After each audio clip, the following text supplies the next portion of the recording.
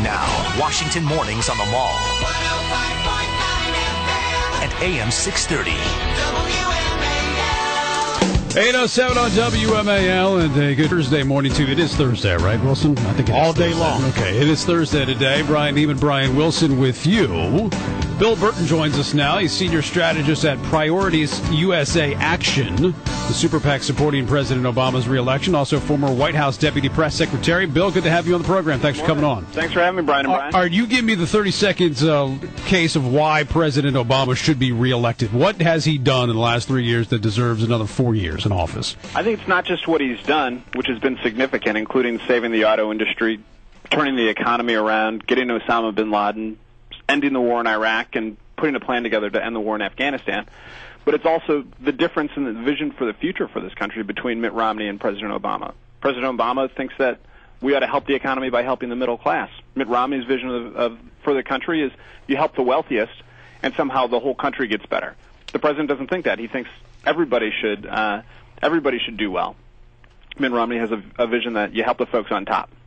Well, you have Mitt Romney just helping the wealthy, or does Mitt Romney want to help the middle class as well?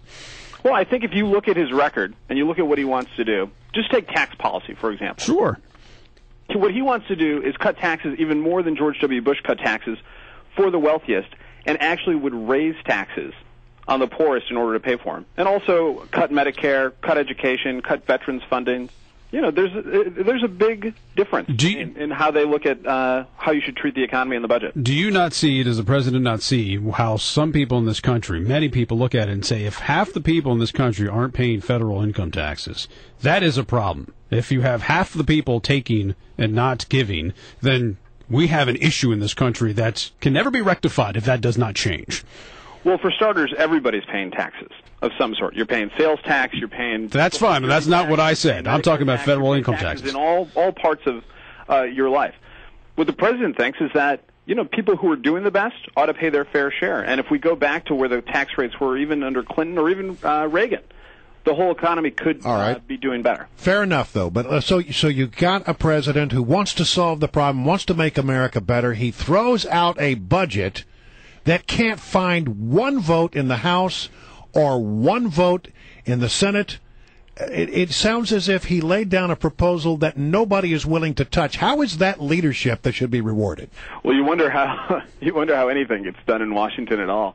You know, the president had a plan. Folks on the right, folks on the left had different ideas for how they thought that we ought to go forward. And you know, the president knows how to pass legislation. Obviously, he's gotten a lot done over the course of his first term. Don't you think it's an embarrassment you throw out a budget that nobody, not even Democrats in the Senate, will touch? No, I mean, this is a procedural action that doesn't have a whole lot of weight at the end of the day. Well, you could also look at it and say that the president put forward a ridiculous document that nobody thought was serious. Yeah, if nothing gets done in Washington, this was unanimous. This was an opportunity for him to lead, and he laid out a document that basically nobody, not even the unions, thought was a good idea. Well, keep in mind, the president put forward a plan that he thought was best for this country, and sometimes that's not always politically popular, but you know, when you look at the choice here, what's the difference between the budget the president supports and the budget Mitt Romney supports?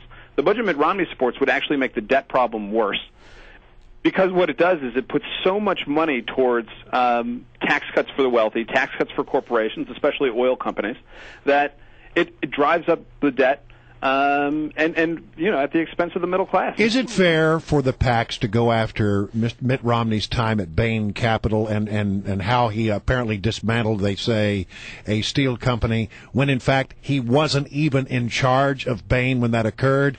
Well, and in fact, may I just add one little thing? A little side note, the guy who was in charge is a guy named Jonathan Levine, who it turns out was a major bundler for Barack Obama. So is it fair to attack Mitt Romney on that issue?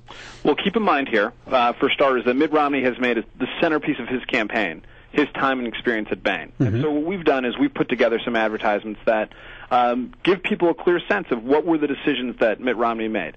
He makes it he tries to make the case that he was in it to create jobs, but the truth is, when he was in private business, his job was to create wealth, and jobs weren't part of the picture. Sometimes they created jobs, sometimes they lost jobs, but he was making decisions based on wealth. And in terms of this particular company that you cite, GS Steel, Mitt Romney went in there when he was in control, loaded that company up with debt, made promises to workers that they would be able to keep their health care and retirement benefits, and then even as the CEO of that company was saying this is too much debt for us to handle, Mitt Romney left, and right after Mitt Romney left, the company fell apart. Well, it was a couple of years later. You sell a house, and you leave the bathtub water running with the plug in, and the house gets flooded, but you've already sold the house saying that, oh, well, I didn't own the house anymore. Is it fair to say that Jonathan Levine, a major bundler for Barack Obama, was in charge? Shouldn't that be sort of a footnote in that little story? Jonathan's not running for president.